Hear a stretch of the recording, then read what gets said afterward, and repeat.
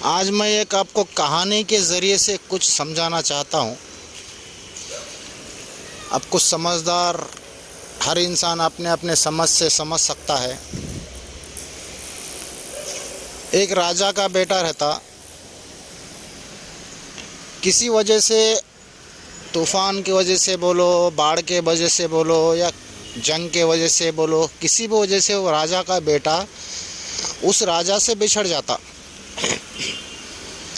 بہت بڑا بادشاہ رہتا ہو، تو بادشاہ کا بیٹا بادشاہ سے بچھڑ جاتا.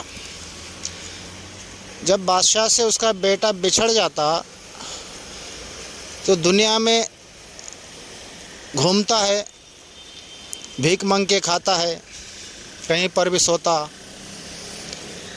کہیں پر بھی رہتا. اب اس کو بھیک مانگنے کی عادت لگ گئی.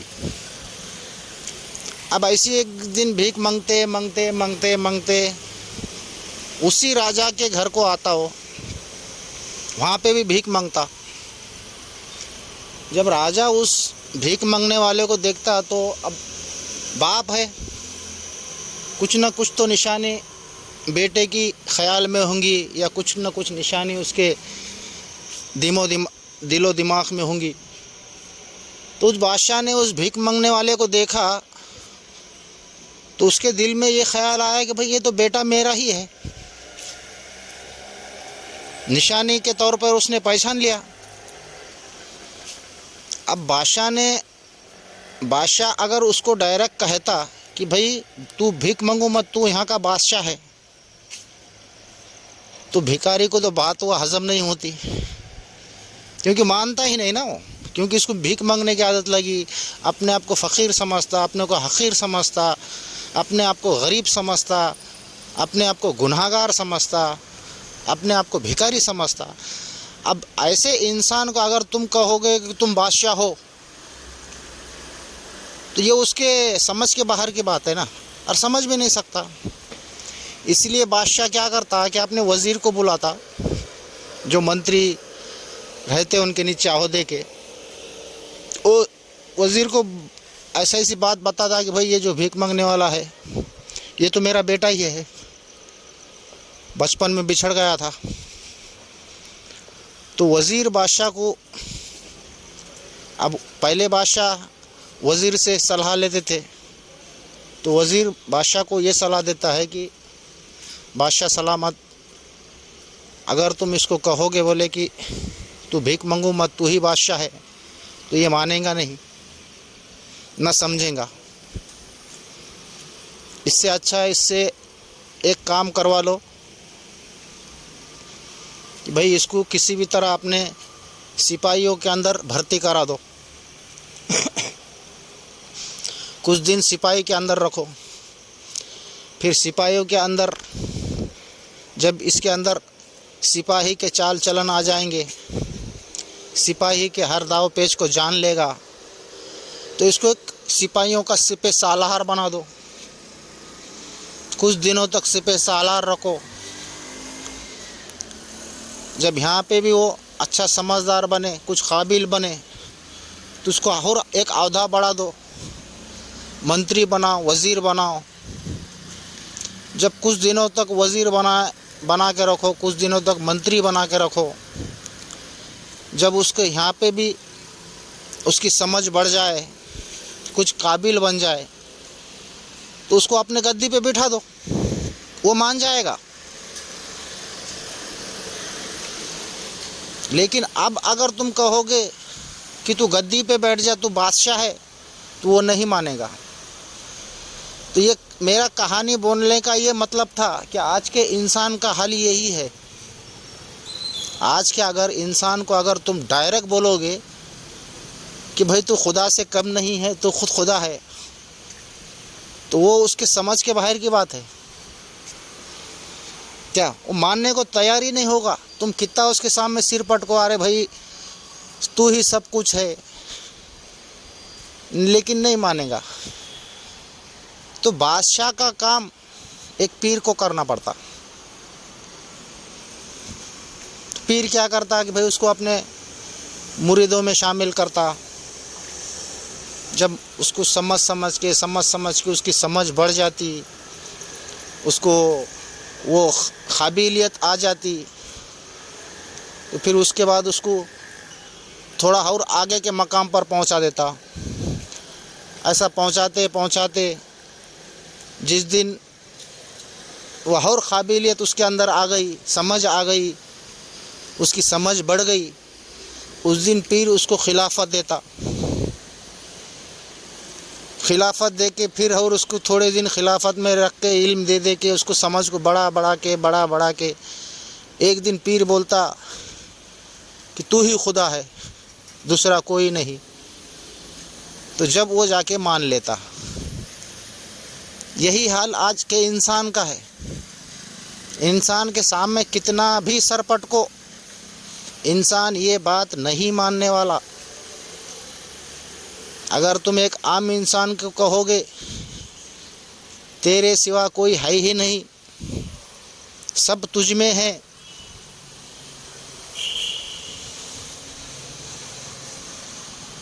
مگر یہ بات کو وہ نہیں مانے گا۔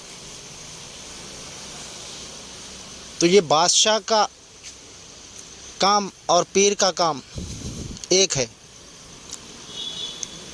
تو اسی طرح انسان کو تھوڑا ذہن کے مطابق، اس کے ذہن کے مطابق اس کو علم دے کر، اس کے سمجھ کو بڑھا کر اس کی سمجھ یہاں تک بنانا پڑتی کہ وہ اپنے آپ کو سمجھ لے۔ اب آج کا انسان کی حالت ایسی ہے، ایک مینڈک کے سر کی اس کی حالت ہو چکی ہے۔ اب تم مینڈک کو پکڑ کے سونے کے گدی پہ بٹھا دو، سونے کے سیاہسن پہ بٹھا دو، آخر میں وہ گٹر میں اڑی مارے گا، کیونکہ مینڈک ہے نا۔ بس یہی حال آج کے انسان کا ہے۔ قرآن چیخ کر بول رہا ہے، حدیثوں کے اندر بھی انسان کی بہت ساری تفسیر ہے۔ قرآن بول رہا انسان اشرف المخلوقات ہے، سب سے اعلیٰ مخلوق، فرشتوں سے بھی اعلیٰ۔ فرشتے دعا کرتے کہ ہم کو انسانوں کے اندر پیدا کر، امت محمدی میں پیدا کر۔ اب یہاں پہ یہ بھی نہیں سمجھنے کا کہ امت محمدی صرف 1400 سال بعد کی ہے۔ امت محمدی کا مطلب پوری دنیا کی انسانیت، یہ سب امت محمدی ہے۔ اس لیے کہ حضور صلی اللہ علیہ وسلم نے خود فرمایا، انا من نور اللہ من نوری، میں اللہ کے نور سے ہوں اور میرے نور سے ساری کائنات، اس کا مطلب پوری ساری کائنات امت محمدی ہے۔ تو فرشتے بھی دعا کرتے کہ اے اللہ ہم کو امت محمدی میں پیدا کر۔ حضور صلی اللہ علیہ وسلم کی حدیث ہے، من عرف نفسہ فقد عرف ربہ، جس نے اپنے آپ کو جانا اس نے خدا کو جانا۔ قلب الانسان بیت الرحمن، انسان کا قلب اللہ کا دل ہے، اللہ انسانوں کے دلوں میں رہتا۔ جب انسان کی تفسیر قرآن اتنی بیان کر رہا ہے، پوری قرآن انسان کی تفسیر ہے، اللہ کی نہیں ہے، پھر بھی انسان سمجھنے کو تیار نہیں ہے۔ انسان کو عادت لگ چکی ہے بھیک مانگنے کی، یہ انسان کو عادت لگ چکی ہے دوسرے کے سامنے ہاتھ پھیلانے کی۔ انسان اپنے کو گنہگار سمجھ رہا ہے، اپنے کو حقیر سمجھ رہا ہے، اپنے کو فقیر سمجھ رہا ہے، اپنے آپ کو دوزخی سمجھ رہا ہے۔ یہ انسان کی بدقسمتی ہے۔ جبکہ قرآن اور حدیث انسان کی اتنی تفسیر بیان کر رہے پھر بھی انسان نہیں سمجھ رہا، یہ انسان کی بدقسمتی ہے۔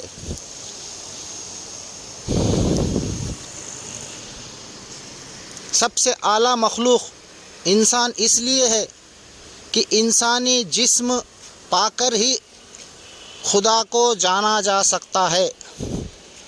دنیا کی کوئی بھی مخلوق اپنے اصل طرف رجوع نہیں ہو سکتی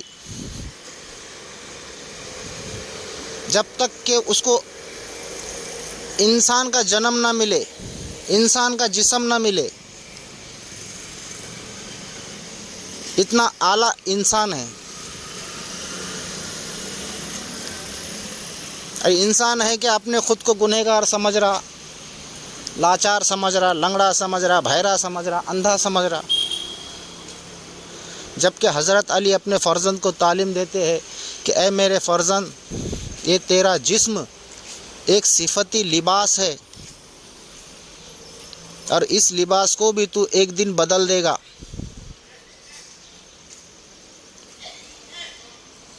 باپ ہے تو تیرا جسم ہے، بیٹا ہے تو تیرا جسم ہے، ماں ہے تو تیرا جسم ہے،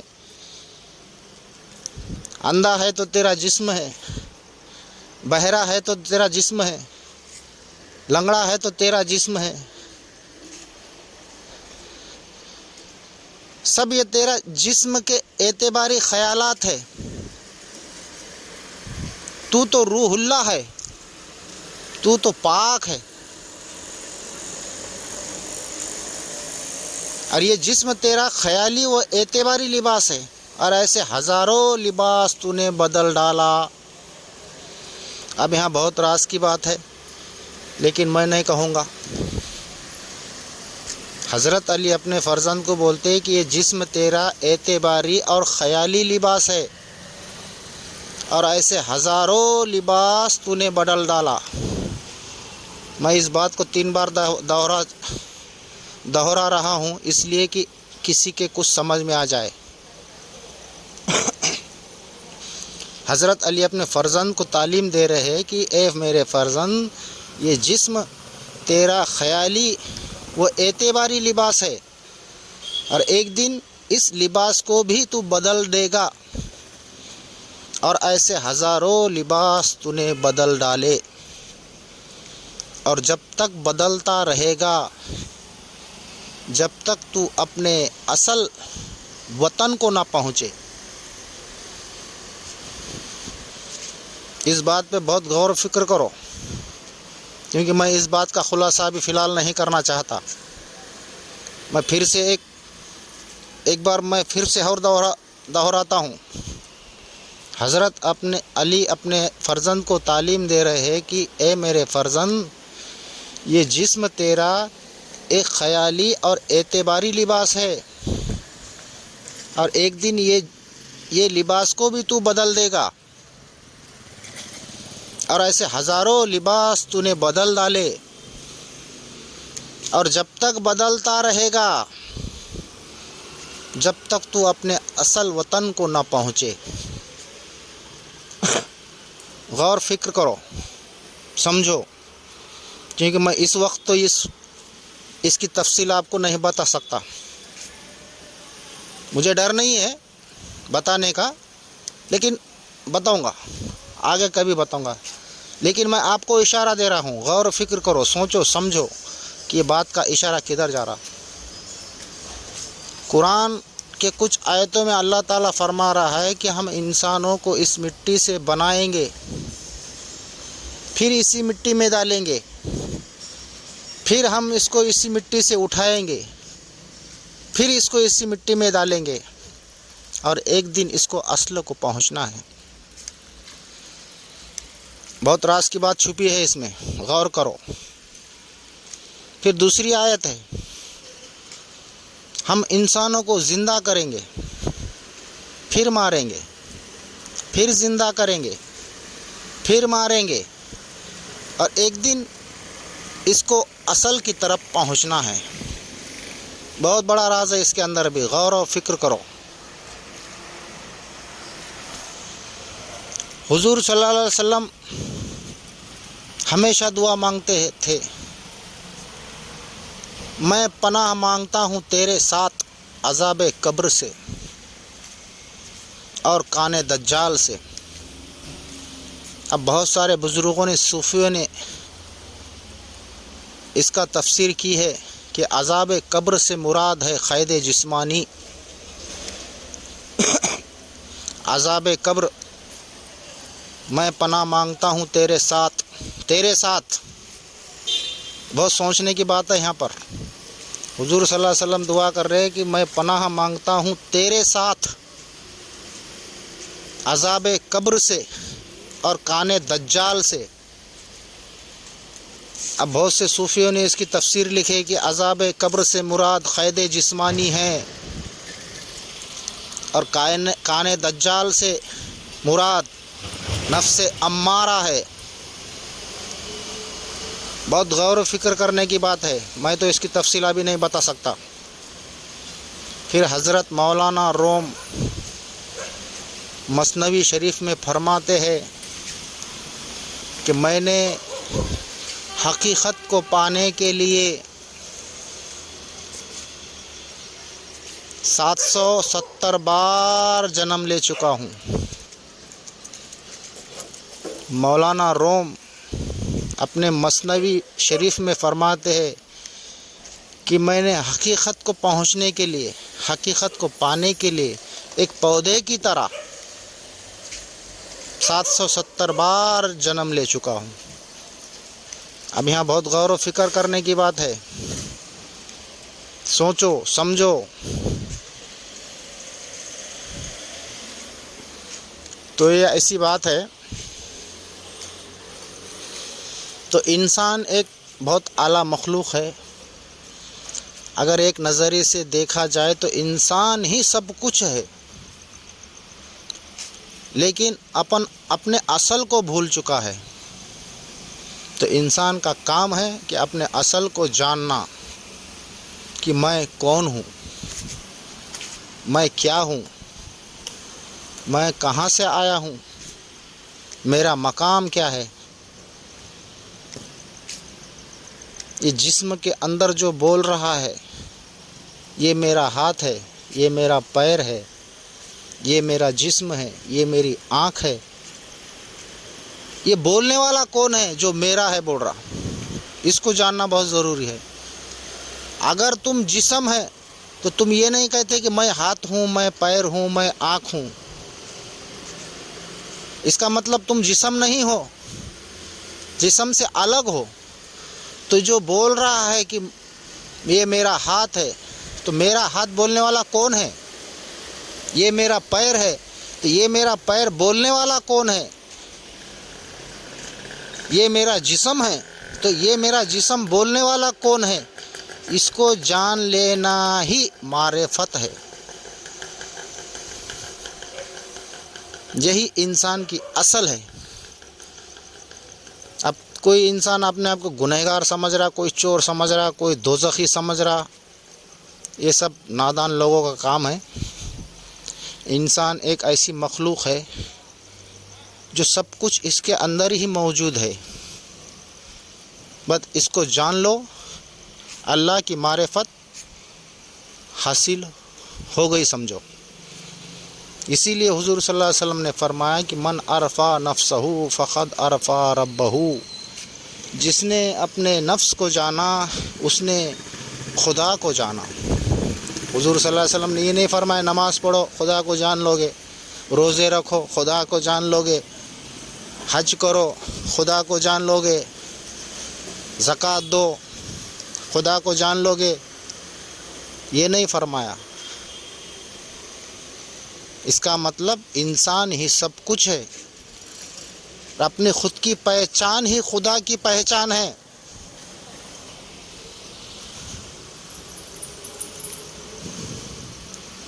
اگر ایک سمجھدار انسان ہو تو اپنے خود کو جاننے کی کوشش کرو، اپنے آپ کو جاننے کی کوشش کرو. میں کہاں تھا، کس لیے میں یہاں پر آیا ہوں اور میرا مقصد کیا ہے، اس کو جاننے کی کوشش کرو.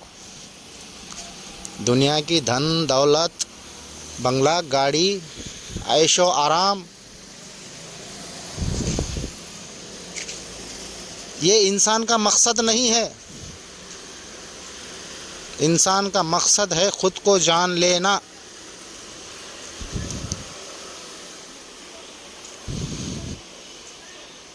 دنیا کی دولت دنیا کی شہرت، دنیا میں عیش و آرام، دنیا میں 4-5 بنگلے بن دیے، بلڈنگ بن دیے، بچوں کو کاروبار سے لگائے، بڑے بڑے گھر بنا کے دیے، یہ انسان کا مقصد نہیں ہے، نہ یہ انسان کی منزل ہے۔ اسی لیے قرآن کہہ رہا ہے کہ ہر شے کو اپنے اصل کی طرف لوٹنا ہے۔ جس دن تم اپنے خود کو جان لو گے اس دن تم اصل تک پہنچ جاؤ گے نہیں، سمجھ لینا اصل ہی میں ہوں، بس اس کے آگے سمجھنا تمہارا کام ہے۔